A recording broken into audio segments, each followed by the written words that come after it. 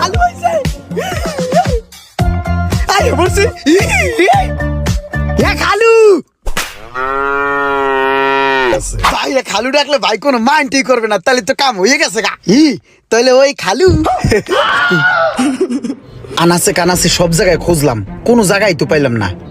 এই দুটো এখানে কি করে? ওই বন্ধু আমার 50 লাখ টাকা দে তো। ওরে বেডা, আমি কি 50 লক্ষ টাকা নিয়ে ঘুরি? তোর যদি 5-6 লক্ষ টাকা লাগে এখনই বল, আমি এখনই দিচ্ছি। 5-6 লাখ টাকা আমার হবে না, কমসে কম 40 লক্ষ টাকা আমার লাগবেই। কোটি কোটি টাকার হিসাব নিকাশ হইতেছে। এখন কিভাবে দেই? আমার তো ব্যাংকে যাওয়া লাগবে। ভাই বাজে কয়টা? এখন তো রাত 12টা 4 বাজে। 12টা 4 বেজে গেছে গা।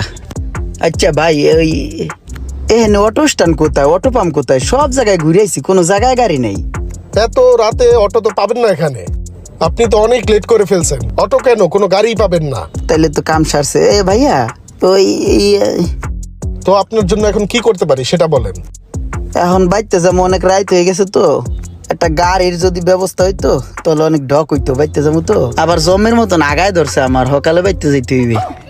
তো আমি একটা উপকার করতে পারি আপনাকে, সামনে বাস স্ট্যান্ড আছে, জি। সেখানে অটো পাওয়া জি। যায়। তো আমার গাড়ি দিয়ে আপনাকে আমি বাস স্ট্যান্ড পর্যন্ত নিয়ে যেতে পারি। যে ভাই করেন, একটু হেল্প করলে আমার ঢক হয়, আমি বাইতে যাইতে ঠিক আছে, পারবো। আপনাকে এতটুকু উপকার করা যায়। ধর্মনি পাজাইয়া না থাক। আসেন, বুকে আসেন। তাহলে ধরি জমসা ভালো হইলো। তাহলে ভাই এই বাক্সের মধ্যে ঢুকমু ঠান্ডা। এই পাঁচ দা আসে। না না, এই হ্যাঁ? পাশ দিয়ে আসেন। এই গাড়ির ব্যাগ খান্দায় দুয়ার আছে না? আরাম করে বসে না। যে